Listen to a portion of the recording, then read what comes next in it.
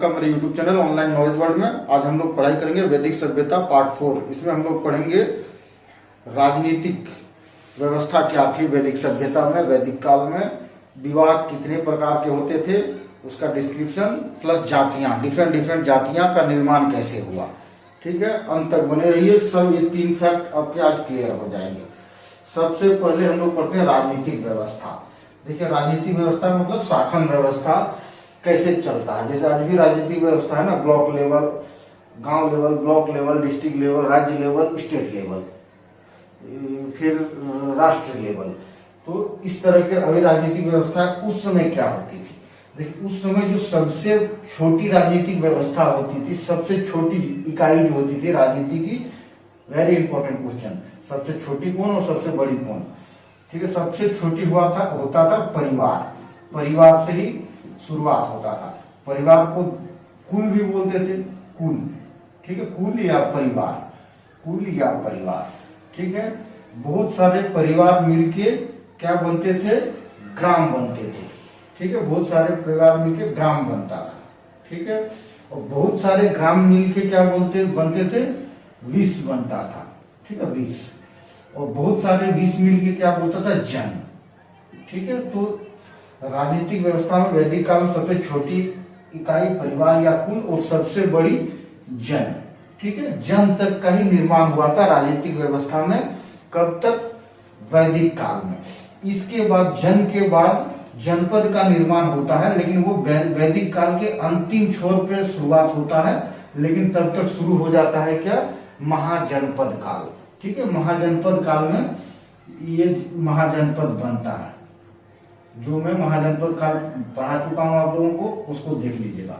तो वैदिक काल में इतना दूर तक का निर्माण होता है। ठीक है, इसके बाद महाजनपद काल आता है। 16 महाजनपद बनते हैं पूरा ही में। बाद में राष्ट्र का निर्माण होता है, आर्यवर्त का निर्माण। बाद में जब बड़े बड़े राजा पैदा होते हैं, चंद्रगुप्त मौर्य, गुप्ता डायनेस्टी, तब जाके आर्यवर्त एक राष्ट्र का निर्माण होता है। उससे पहले वैदिक काल में जन तक बनते हैं। पूरे जो अभी का इंडिया है ना, बहुत सारे जन हुआ करते थे, बहुत सारा। उसके बाद जनपद हुआ, बाद में राष्ट्र बना।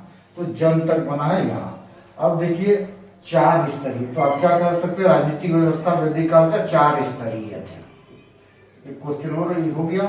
अब पूछेगा सबका हेड कौन हुआ करता था, वेरी इंपॉर्टेंट। परिवार का हेड कुल, परिवार मतलब कुल, तो परिवार का हेड कुल से कुलूप, वेरी इंपॉर्टेंट, याद करिए। ग्राम का हेड ग्रामीण। ठीक है, ग्रामीण या ग्रामिक। ठीक है, विष का हेड, देखिए विष का हेड इसी नाम से ही ले लीजिए, विष का हेड विषपति या कहीं कहीं विषयपति लिखा हुआ है। ठीक है, विषयपति। क्लियर।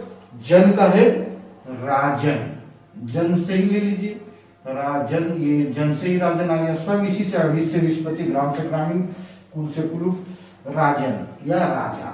ठीक है, इसमें थोड़ा सा क्या अंतर है, राजन वैदिक काल 2 भाग में बांटा है।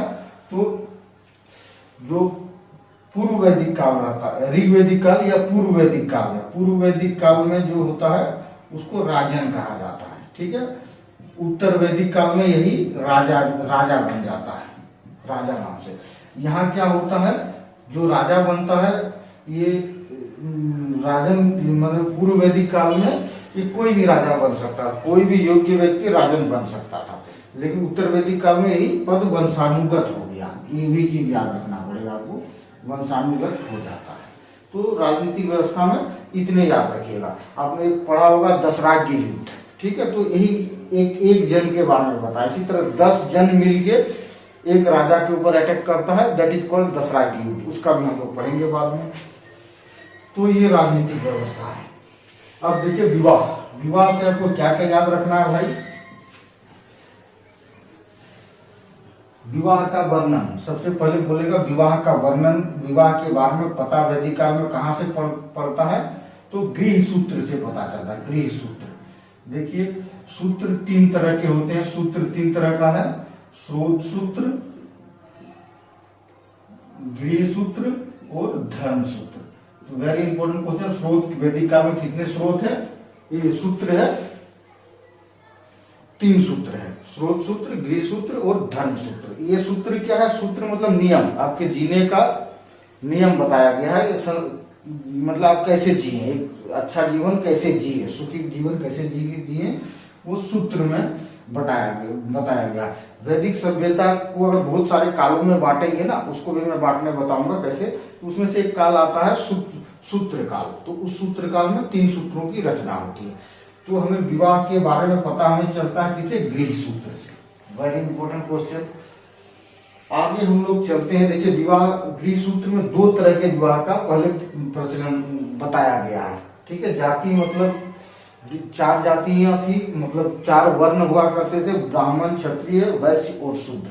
तो उस हिसाब से वर्ण व्यवस्था के आधार पे 2 विवाह बताया गया है। ठीक है, एक अनुलोम विवाह और एक इसका उल्टा प्रतिलोम विवाह। दूसरा नंबर प्रतिलोम विवाह। तो अनुलोम विवाह, अनुलोम मतलब सही, सब कुछ सही, प्रतिलोम मतलब उल्टा, ऐसे ही हम लोग पढ़ते हैं। तो अनुलोम विवाह में क्या होता है? उच्च वर्ण का पुरुष होता था और निम्न वर्ण की स्त्री होती थी। ठीक है, इसको कहते थे अनुलोम विवाह। और प्रतिलोम विवाह में क्या होता था? लड़की निम्न वर्ण का पुरुष और उच्च वर्ण की महिला। अगर इस तरह का विवाह हुआ, अंतरजातीय विवाह, मतलब अंतरजातीय विवाह को 2 तरह से बांटते हैं। ये विवाह नहीं है, ये अंतरजातीय विवाह 2 तरह का था। ठीक, अंतरजातीय विवाह, ये अंतरजातीय विवाह कितने तरह का था? 2 तरह का। तो एक इंपॉर्टेंट क्वेश्चन है कि क्या वैदिक काल में अंतरजातीय विवाह था? तो हाँ भाई था। उच्च कुल वाला निम्न कुल से विवाह कर सकता था, समाज इसको स्वीकृति देता था। ठीक है, तो अंतरजातीय विवाह, इससे हमें क्या पता चलता है कि वैदिक काल में था। ठीक है, ये तो अंतरजातीय विवाह के 2 टाइप हो गए। अब विवाह के 2 टाइप। ठीक है, विवाह के कितने टाइप थे? वही गृह सूत्र बताता है विवाह के 8 प्रकार के विवाह। 8 प्रकार के विवाह, इसको अष्ट विवाह कहा जाता है। ठीक है, अष्ट विवाह प्रचलित में थी। ठीक है, तो 4 जो है प्रशंसनीय विवाह, जो समाज में प्रशंसा के काबिल था, और 4 निंदनीय विवाह, जो स्वीकृति तो 8 की थी, 8 को समाज स्वीकार करता था, बट एक को प्रशंसनीय विवाह कहते हैं, एक निंदनीय विवाह कहते हैं। आज भी देखिएगा तो आपको लगेगा ये सारे विवाह आज भी प्रचलित है। ठीक है, और आज भी ऐसा है कि कोई एक प्रशंसनीय विवाह कहा जाता है समाज में, एक निंदनीय विवाह है। तो हम ये 4 प्रशंसनीय विवाह को पहले पढ़ते हैं, उसके बाद निंदनीय विवाह को पढ़ते हैं। प्रशंसनीय विवाह में जो पहला विवाह आता है ब्रह्म विवाह। ठीक है, ब्रह्म विवाह। ये ब्रह्म विवाह जो है ये सबसे प्रचलित, पूछेगा क्वेश्चन, सबसे प्रचलित विवाह क्या था और सबसे स्वीकृत विवाह क्या था, जो समाज सबसे ज्यादा स्वीकृति देता था, दैट इज ब्रह्म विवाह। ये क्या है भाई? अरेंज मैरिज को कहते हैं, अरेंज मैरिज को, इसको अरेंज मैरिज को कहा जाता है। सेम कुल में विवाह, अरेंज मैरिज में क्या करते हैं, लगभग सेम कुल में विवाह होता है, प्लस दहेज नहीं लेना, दहेज का इसमें कोई सीन नहीं था, और योग्य स्त्री पुरुष का विवाह कराना, इसको ब्रह्म विवाह, और माता पिता के मर्जी से होना। ये प्रशंसनीय विवाह देने का आधार क्या है? माता पिता की मर्जी है। इसमें माता पिता के मर्जी विवाह करना है। मतलब जैसे राहुल को विवाह करना है, लेकिन बाबूजी जब तक हाँ नहीं करेंगे तब तक विवाह नहीं होगा, DDLG टाइप का, बाबूजी का आशीर्वाद चाहिए। ठीक है, प्रशंसनीय विवाह में बाबूजी का आशीर्वाद चाहिए, तो ये ब्रह्म विवाह इसको कहते हैं। उसके बाद दूसरा टाइप का विवाह जो इसका था, दैट इज कॉल्ड देव विवाह। देव विवाह, इस विवाह में क्या होता था? इस विवाह में देखिए, माता पिता पहले योग्य पुरुष को ढूंढता था, ब्राह्मण को ढूंढता था, जो बहुत गुणी है, बहुत ज्ञानी है, और उससे अपने घर में यज्ञ करवाता था। ठीक है, यज्ञ करवाता था, और अपने पुत्री का विवाह उससे करवाया जाता था, दैट इज कॉल्ड देव विवाह। इंपॉर्टेंट क्वेश्चन, यज्ञ के बदले में जो पुत्री का दान अपने पिता करता था, उस विवाह को क्या कहते हैं? देव विवाह। ठीक है, उसके बाद इसमें तो माता पिता बाबूजी की मर्जी इसमें भी है, उसके बाद तीसरा विवाह है आर्य विवाह, ठीक है, आर्य विवाह। सेम है, गुणी लड़के को हम लोग आज भी क्या बोलता है, लोग गुणी लड़का ढूंढते हैं और अपनी बेटी का विवाह देते हैं। आर्य विवाह, आर्य विवाह देखिए क्या बोलता है, आज भी मैक्सिमम ये आदिवासी समुदाय में बहुत ज्यादा प्रचलित है। आर्य विवाह में क्या होता है, पहले ही तय हो जाता है शादी माँ बाप के मर्जी के साथ। उसमें एक जोड़ी बैल या एक जोड़ी गाय, बैल गाय या जोड़ी है, गाय या बैल देना पड़ता है। किसको? कन्या पक्ष को देना पड़ता है, पुरुष पक्ष देगा। मतलब ये माना जाता है गाय और बैल के देने के बाद वो विवाह तय होता था और विवाह दिया जाता था। इसे आर्य विवाह, बहुत किताबों में आर्य विवाह का उच्चारण गलत लिखा, आर्ष विवाह लिखा हुआ है, ठीक है, बहुत जगह लिखा हुआ आर्ष विवाह, उस चीज को देख लीजिएगा। ये भी बाबूजी की मर्जी से शादी हुआ। अगला विवाह है प्रजापत्य विवाह, ठीक है, प्रजापत्य विवाह। इसमें भी मर्जी से होता है, माँ बाप की मर्जी से होता है लड़की का विवाह। इसमें क्या होता है, देखिए इसका मेन उद्देश्य होता था प्रजापत्य विवाह का संतानोत्पत्ति, ठीक है, संतानोत्पत्ति। अगर किसी पुरुष का संतान नहीं होता था तो किसी के पास, किसी मतलब उसके पिता के पास जाता था और अपने पति को उसको शादी के लिए रेडी करता था कि संतानोत्पत्ति के लिए शादी किया जाएगा। तो ये ब्रह्म विवाह का ही एक रूप है, माता पिता के मर्जी से ये प्रजापत्य विवाह होता था। ये चार जो प्रशंसनीय विवाह आपको याद रखना पड़ेगा। अब निंदनीय विवाह जो चार है वो देखिए क्या है।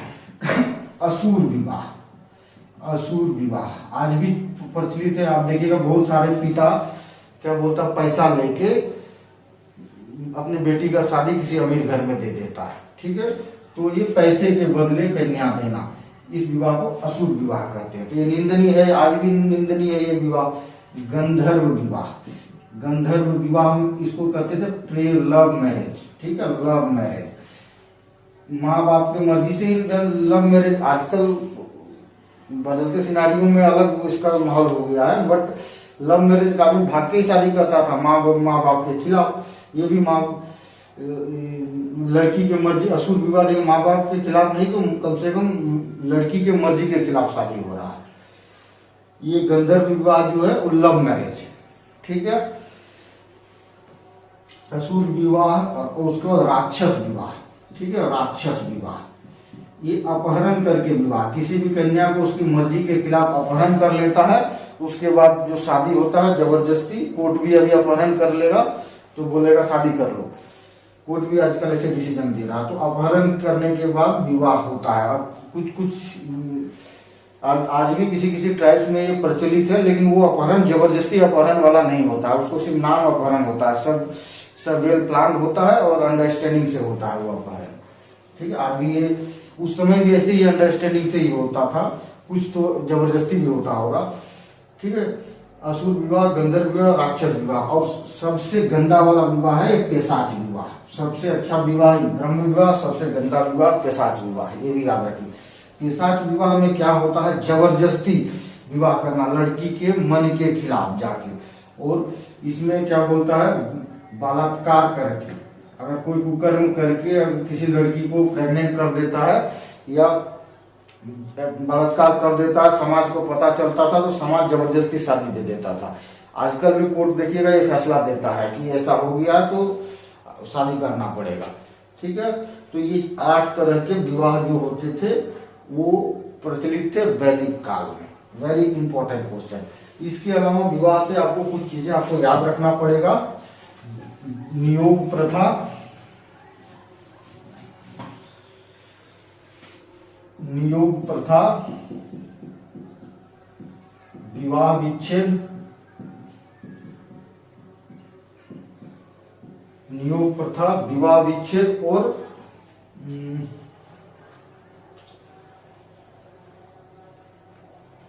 विवाह निषेध, ये 3 चीजें और भी याद रखिए, इससे भी क्वेश्चन आता है। देखिए इसमें क्या, विवाह निषेध में क्या था, संगोत्रीय विवाह, संगोत्रीय विवाह निषेध है। एक गोत्र में शादी नहीं कर सकता था कोई, भाई बहन माना जाता है। एक गोत्र आज भी देखिएगा, एक गोत्र वाले को भाई बहन माना जाता है, और इसकी वजह से कौन सा पंचायत है हरियाणा में, वो बहुत फेमस है। देखिए संगोत्री गोत्र से जब आ गया जिसे चर्चा मिली। देखिए उत्तर वैदिक काल में क्या होता है, वंश की कल्पना होती है, वंश, ठीक है, एक आदमी का जो परिवार आता जाएगा वंश में चलता जाएगा। और उत्तर वैदिक काल में, ठीक है, उत्तर वैदिक काल में गोत्र की संकल्पना होती है, वंश तो रहती है, वंश भी बढ़ जाता है गोत्र में। तो ये भी इम्पोर्टेंट ये है कि गोत्रों का स्थापना जो हुआ वो उत्तर वैदिक काल में हुआ, और वंश का पहले से पूर्व वैदिक काल में। तो समगोत्रीय विवाह निषेध था। विवाह विच्छेद, देखिए विवाह विच्छेद में विवाह के बारे में वेदों में क्या कहा गया है। वेदों में गृहस्थ जीवन को क्या नाम दिया गया है, गृहस्थ जीवन को नाम दिया गया है रथ, ठीक है, एक रथ है जिसके दो पहिए हैं, एक स्त्री एक पुरुष, ठीक है। इसका मतलब क्या होगा, विवाह गृहस्थ जीवन को इससे अगर ये किया गया है, तुलना किया गया है, मतलब हो गया कि गृहस्थ जीवन रथ है, एक पहिया टूट गया तो रथ खराब हो जाएगा, मतलब दोनों की बराबर अधिकार था, ठीक है, दोनों के बराबर अधिकार था। तो वो विच्छेद हो सकता है, मतलब वो अलग हो सकता है, दोनों के बराबर अधिकार थे। कब, ये पूर्व वैदिक काल में। उत्तर वैदिक काल में क्या हो जाता है, स्त्रियों की स्थिति थोड़ी सी डाउन हो जाती है, पुरुष की स्थिति कम हो जाती है, पुरुष की स्थिति थोड़ी ऊपर हो जाती है, स्त्रियों की स्थिति डाउन हो जाती है, जिसके वजह से विवाह विच्छेद लगभग खत्म ही हो जाता है। आपने ये भी सुना होगा विवाह विच्छेद है ही नहीं, होता ही नहीं है ये वैदिक धर्म में। तो उसके बाद विवाह विच्छेद बंद हो गया, क्योंकि इसके बराबरी का दर्जा दोगे तब ना बराबरी का अधिकार होगा। यहाँ पुरुषों की स्थिति बहुत अच्छी हो जाती है। नियोग प्रथा, नियोग प्रथा एक सिस्टम था जो शुरुआती दौर में मान्यता प्राप्त था पूर्व वैदिक काल में। उत्तर वैदिक काल आते आते नियोग प्रथा खत्म हो गई। इसमें क्या होता था कि अगर कोई स्त्री, मतलब कोई भी पति जो होता था वो बीमार हो गया या फिर मर गया, वो संतान उत्पत्ति नहीं करने की क्षमता उसके पास नहीं रही, ठीक है, उस समय क्या होता, वो स्त्री अपने पति के देवर के साथ संतानोत्पत्ति कर सकता था, ठीक है, ये था नियोग प्रथा, नियोग प्रथा। इतने चीज को आप याद रख लीजिए। आगे हम लोग कहते हैं जातियों की उत्पत्ति। जितनी भी जातियों देखिएगा, वर्ण तो पहले 4 ही थे, ब्राह्मण, शूद्र, वैश्य और क्षत्रिय, उसी से सारे जातियों का निर्माण हुआ है, ठीक है, वो बाद में हुआ है, कुछ वैदिक काल में ही हो गया, कुछ वैदिक काल के बाद में हुआ है। तो वैदिक काल में जिन जातियों की चर्चा होती है वो आपको पढ़ना पड़ेगा। आयोगवाह, आयोगवाह, ये इन जातियों की आयोगवाह जाति, ये इसका कैसे निर्माण हुआ, इसमें शूद्र पुरुष और वैश्य स्त्री, शूद्र प्लस वैश्य, ठीक है, इधर मैं पुरुष लिख देता हूं, शूद्र पुरुष और वैश्य स्त्री के संतान को आयोगवाह कहा गया। निषाद, निषाद किसे कहा गया, ब्राह्मण पुरुष, ये सब आता है एग्जाम में, और शूद्र स्त्री प्लस शूद्र स्त्री, शूद्र स्त्री की आयोगवाह, निषाद, उसके बाद मागध, मागध वैश्य पुरुष और क्षत्रिय स्त्री, ठीक है, क्षत्रिय स्त्री, इसको नाम मागध दिया गया। वैदेहिक,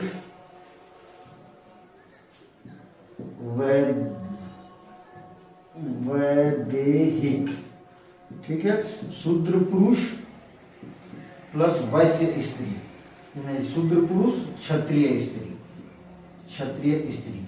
वैदेहिक जो है वो दो तरह के मतलब वर्णों के संगम से पैदा हुआ है, एक शूद्र और क्षत्रिय के संगम से, प्लस दूसरा शूद्र और वैश्य और ब्राह्मण के, वैश्य और ब्राह्मण के संगम से, ठीक है, ये दो है, वैदेहिक के लिए दो है, ये आपको याद रखना पड़ेगा। अगला है शूद्र और क्षत्रिय, वैश्य और ब्राह्मण।